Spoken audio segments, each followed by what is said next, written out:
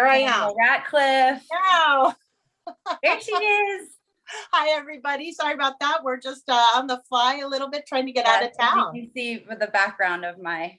Yeah, we're just running and gunning, and that's what we plan to do at Telluride. I noticed that we had some interesting things happen over the summer because a lot of the festivals, what they had to do is they had to cut out some of the press this year. So it's unfortunate, but we are headed to Telluride and we're excited about that. We have some music news for you before we go.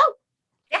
So we're just going to take that and we're going to call this September news. And we missed you guys over the summer. Meredith and I were both traveling and taking some time off, and now we're back at it. So, yeah. Okay. So what's up, Meredith? How are you? I'm good. I am great. Good. Busy day ahead of us. So we're going to get right to it. Yes. And we leave tomorrow. We're leaving in the morning. So I just wanted to mention to you all that Questlove, I saw something really cool about regarding film and music film. Questlove is the first time director. I don't know if I know we might have mentioned Summer of Soul, but it's just so awesome. Like, yes, he's doing so many really, really cool things. And I just really wanted to re-mention that, and the McCartney Lennon doc that's coming up too. There's one of those as well. And then Billie Eilish has, I think it's called The World's a Little Blurry. I haven't watched it yet. Did you happen to catch that at all? I've watched half of it. I want to say about the Questlove thing. You know, he's so cool and innovative because I have these friends. They're my friends. They're like in their 60s, old rockers, but like really cool. And they're like, oh, hey, we're staying up late tonight to watch Summer of Soul. I'm like, that's awesome. Like, I love it. Across the board, you know, that's really cool. Billie Eilish, I've only seen some of it, that documentary that's been out for a little while. Yeah. Right. It's been out for a little while.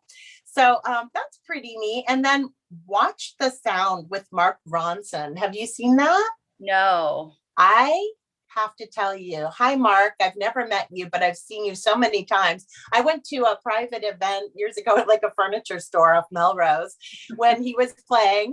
It was so good. I still have my little bag, and it's just one of my favorite producers. So yeah. I love Mark Ronson. He's also a musician. He's so talented. He's a writer. As we know, he's been around forever. So I'm excited to see that, learn even more about him, because I'm a fan. fan. So yes. Yeah. Can teach us a lot. Yeah, huge producer. Definitely. I like his production quite a bit. And then I guess I just wanted to remind everyone about what venues are open here, Meredith. That's a great idea. Where did we go this summer? We went to the Hotel Cafe. Yes, and we actually went together at one point, which is fun.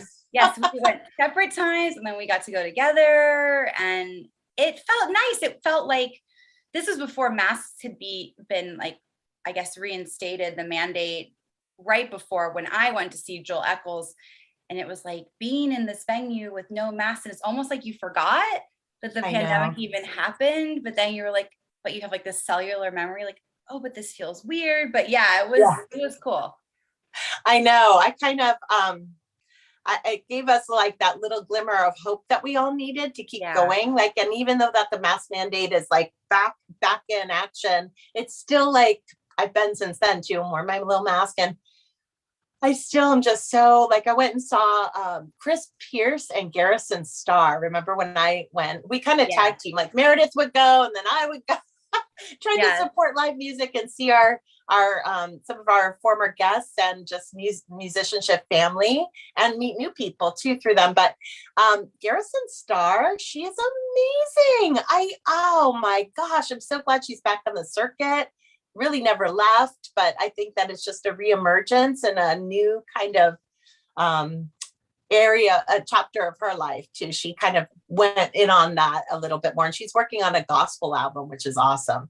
And we know that Chris Pierce just went to Bottle Rock Festival and played there. Chris played Bottle Rock. I'm so excited for him. He is so awesome to see live, you guys. Love you. We're all about Chris Pierce. That's a sort of a religious experience seeing him live. Definitely. I mean, Casey Basie, or what's his real?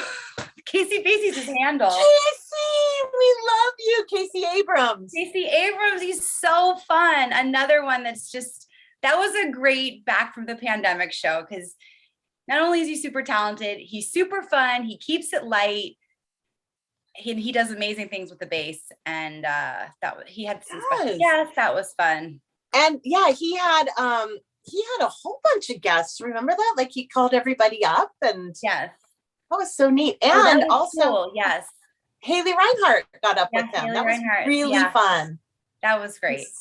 And our upcoming episode with Ellis Hall and Casey did a bunch of stuff. I mean, we're going to find that you guys will find out that like a lot of our guests have worked together with each other too. And we hope to have Casey on the show too. Maybe I'll send him this little clip and reel him in, but we got to talk to him, and he's just lovely person. So, okay, Casey, we're a fan. We love you.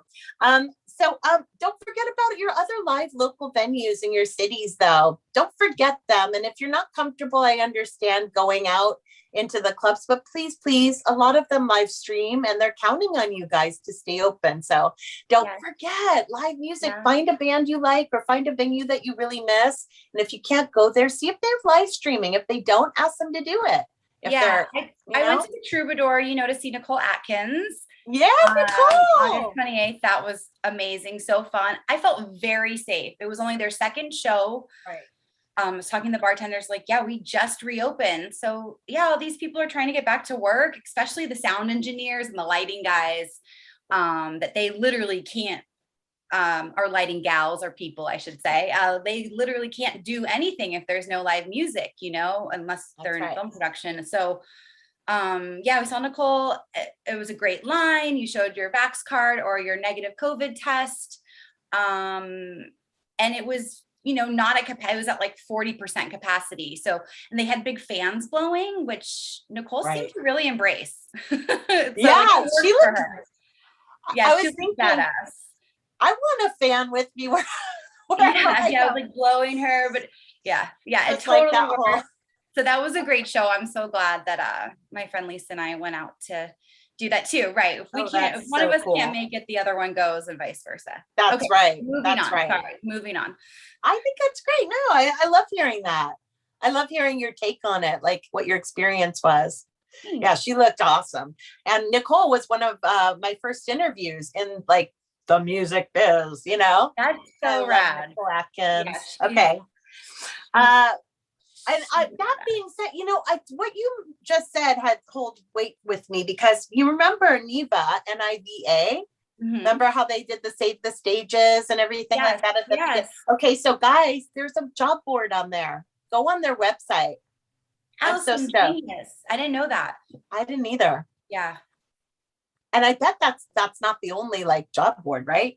So job board, the National Independent Venue Association, National Independent Venue Association has a job board, and you just go on their website and click like, I think it's under about or something. Click around if you don't see job board right away, but I clicked around and it will tell you. That's a great resource. That's good to know for live events people, for sure. Right. Because also I feel like a lot of people might have like changed their careers, so to speak, or just did fill-in work that was other work that was not their primary way of being. But now I think a lot of people had a tiny little, just a little break with hopefully the pandemic money, where they got to reassess their life and go, I think I want to go back to school, or I think I want to move. I think I want to do something completely different. And like, that's so valuable. And like, we just have to like embrace that about ourselves. Everybody should do what you want, do what you love, go for it. You never know what could happen. So job board, check it out. But I know you wanted to, we have a mental health section as always, because Meredith and I always want to support ourselves being mentally healthy and other people being mentally healthy. And as artists, it's a challenge sometimes. So Meredith, why don't you mention you had Los Angeles as well? Yeah. Oh gosh. We were just, we were just talking. I saw that Mike Patton from Faith No More, who I recently discovered this a few years ago. We were talking about like vocal range and Chris Cornell, and they're like, well, yeah, Mike Patton also has like one of the biggest vocal ranges in rock and roll, but they're about to go on their tour for the first time in 5 years. And he actually said he needed to cancel the tour and just take a little mental health break. And his band was super supportive. And yeah, I think it's great if we can support each other with that, to be honest, and just say, hey, like, I need a break. And, you know, the pandemic can exhaust a lot of things that we just struggle with every day. So Faith No More will be back soon. But they need a break. And I think that's so cool in a way, because it breaks that stigma for other people that might need a break. And they might not have exactly. They might not be established like Faith No More, where they can even say, hey, I have that, you know, kind of power or whatever to take that break. They're just pushing through and pushing through. It's not a good place to be. It does set a good example for other people that are precedent. Yeah. What else, Allie? Okay. Oh, yes. Going back to that. Oh, and always, as always, check out the Women in Music website too. It's the WIMN. The WIMN. I'll put that up too in the comments. And they just have they have jobs and they have information. They have support that is specific to women and non-binary people that are in this industry that are still finding, I mean, we have our footing, but like, we're still like, I feel there's still equity to be had, in my opinion, as you know, Meredith, with everyone. So that's happening and that's wonderful. So I just wanted to mention that. We wanted to mention Casey Musgraves. You wanted to mention Casey Musgraves at the Met Gala, right? The VMAs and her new album. VMAs, sorry. I thought she kind of classed up the VMAs a bit. So it's really beautiful, because the VMAs was interesting. I don't know if any of you caught it. Be curious to hear your opinions. I mean, it's for like young people mostly, you know what I mean? Like, I remember watching it in like the early 2000s, or, you know, and you be able to relate to it more. But this one, I was like, I don't know what's going on. But Casey Musgraves, I did understand. She was playing instruments and it was great. Well, but the thing is that's so good is like, it was a combo, right? Like, you had Lil Nas on there, you had all these people, but you know what? I really had like that one of those childhood moments is when Casey sang, and the whole heart behind her lit on fire. Yeah. I got goosebumps. I was screaming like a teenager. Yeah. It was weird. I was like, you feel like a teenager again. Watch the VMAs, you'll feel like a teen. Yeah. No, but I mean, I really actually, I didn't always like all the outfits, but I'm, you know, just my opinion, you know, but I definitely really, really enjoyed it, to be honest with you, when I saw of it. But also some of it is like, what the hell? I don't really understand. I guess I'm a little lost on the women, how we're like women's empowerment. And then and then grinding each other on a stage. Yeah, it's confusing. It's a confusing message. If I were 15 years old and a female in this country, I'd be so lost right now. Yeah, I'd be like, you know, but just because it's like, it's and we have a responsibility in music. It's not just, I know we want to play and have fun and games and just act fun, crazy fantasies out, but no. So anyway, I did like a lot of the performances, and Casey Musgraves, that was and rad. Madonna was there. Oh, real quick, VMAs. I want to say a big congratulations to Saweetie. She is Katie Riggs' client, who just has an episode running on Musicianship. Check it out now. And she won, and that's amazing for her. Sorry, say that again, Allie. I cut you off. Katie Riggs, our guest. Say it again. Katie Riggs, our guest, has an episode streaming now, and she is the vocal coach to Saweetie, who won a VMA for one of her performances. So cool. So yeah. That's awesome. Yay, Katie. We're excited.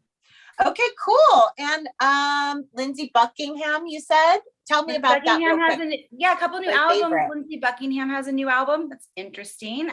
about 5 years ago. His other one I really liked, actually. Not actually.